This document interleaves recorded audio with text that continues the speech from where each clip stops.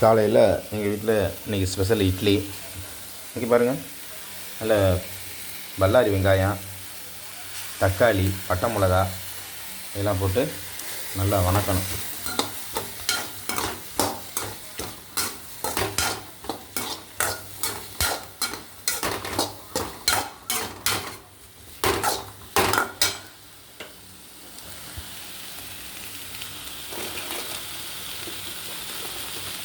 போதுமானதாக உப்பு கொஞ்சம்.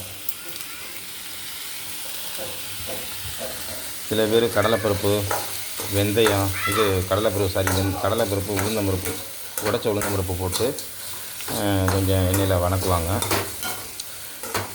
அது நல்லாயிருக்கும். இது வந்து சிம்பிளாக நல்லா வணக்கணும். ரொம்ப கருவை விடாமல் பொன்னிறமாக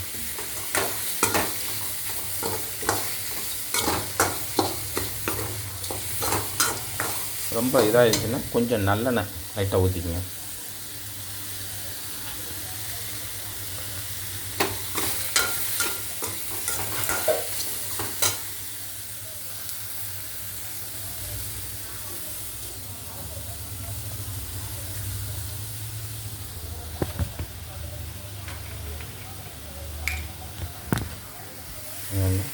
கொஞ்சம் அது லைட்டாக சட்டி கறிடுங்களா.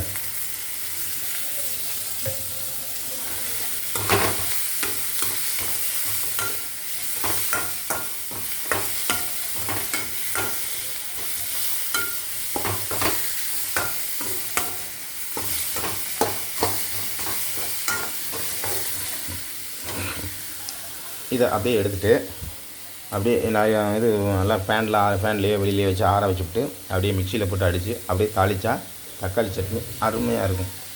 இது நீங்களே செய்யுங்க, பயன்பெறுங்க. நன்றி.